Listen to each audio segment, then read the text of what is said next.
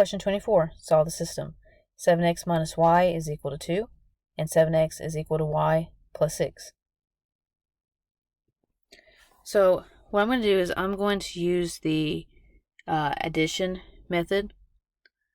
You can use either one. I'll show you the substitution method. Let's go ahead and solve for 7x minus y is equal to 2. I'm going to move y over and the 2 over. So that'll be a negative 2 over here and a positive y over here. Now I'm going to substitute that back into the second equation.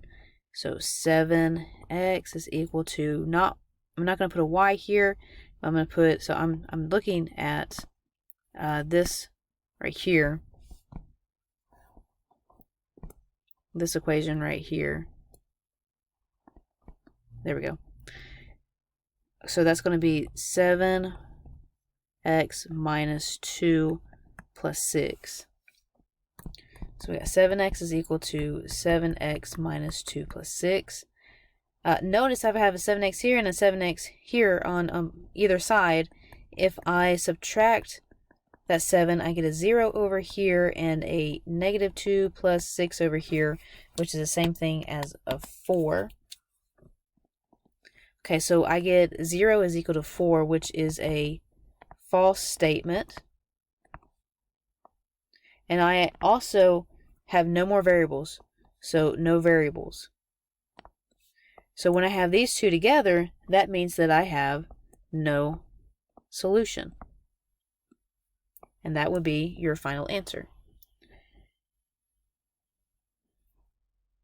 Now, if we did addition, what I would do is I would set everything up, or line everything up. So 7x minus y is equal to 6. So I move this y over to this side, so it became a negative y. And then I'm just going to add them. So that's going to be 14x, or sorry, I need to change this one. So I'm going to get rid of the y's.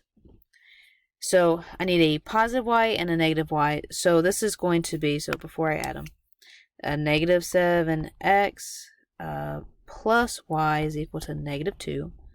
7x minus y is equal to 6. Now I can add them. Notice that these go away. So I have 0x. These go away.